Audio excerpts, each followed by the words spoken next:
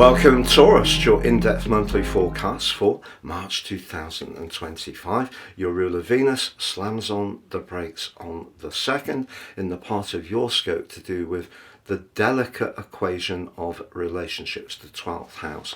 The 12th house can be, in traditional astrology, those so-called secret enemies, but also it can just be a time when we want to step back, have a little time for ourselves, to really contemplate what the big picture is about.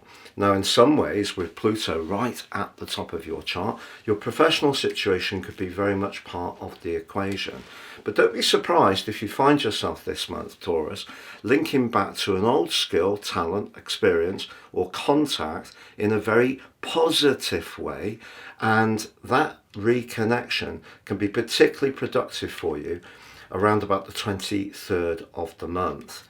But because we do have a lot of Aries energy this month, which begins with Venus and also, of course, with Chiron, but Mercury pitches up in the sign also on the 3rd.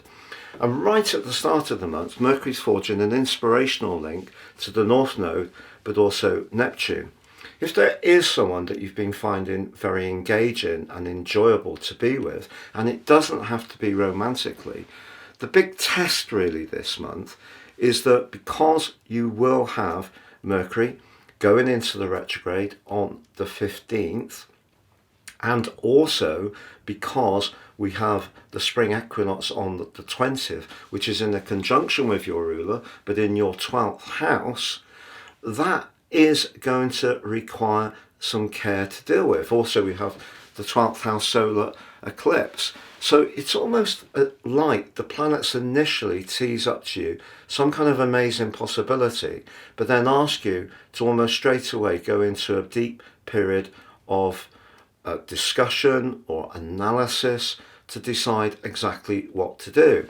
And talking of analysis, it really wouldn't be a surprise if some Taurus people wanted to get the support of a life coach, a business advisor, a counsellor, to get a deeper understanding of their psychology. But also it may be the case that for some Taurus people, someone from the past may call out for your attention. Now, this energy may come up within you. It could be that you get some kind of social media contact from someone you used to go to school with, used to work with, maybe even an old flame.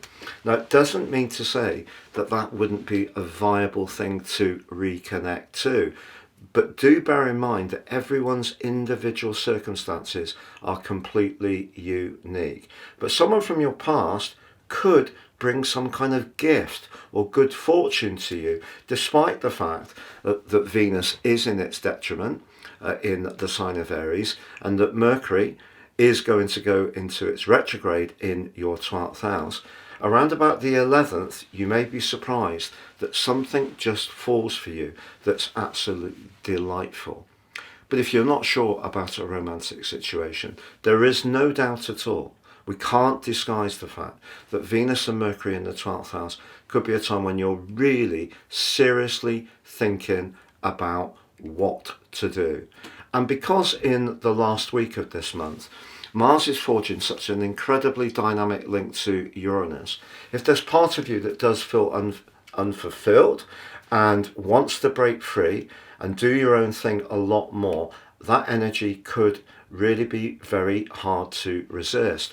I also feel that the lunar eclipse means that any friendship, any hobby, interest, anything that you're passionate about, vis-a-vis what your long-term plan is about, is going to be checked. You may need to revise or look at something afresh, and you may need to be very, very realistic in terms of what you decide to do.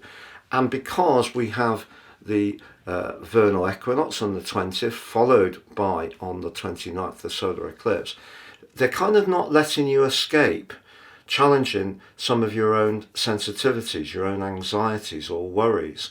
And so therefore, if there's a job, a friendship, a love affair that really isn't quite right, you need to very honestly challenge yourself about why you might stay in that situation for the long term. Because remember, The long term is guided by the 11th house, and that's where Venus and Mercury return to at the end of this month.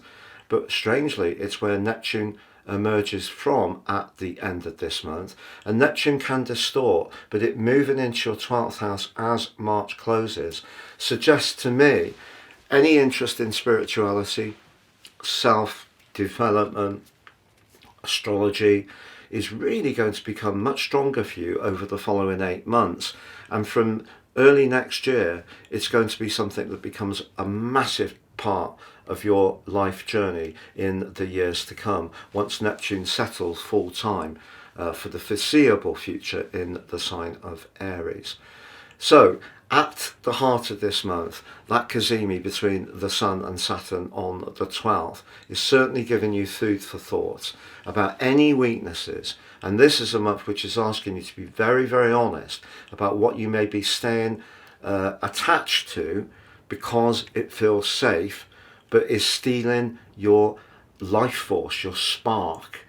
So in some situations in life, we have to know when we might be avoiding an essential truth. And I think that this is the month, after Saturn asking some very tough questions, I do think Saturn's teased out of your friendship circle quite a few associates, close buddies that haven't really come up to the mark. And so by the end of this month, I think you'll be much clearer about where you need to align. Have a great month, Taurus. Please check out your special offer personal horoscope package.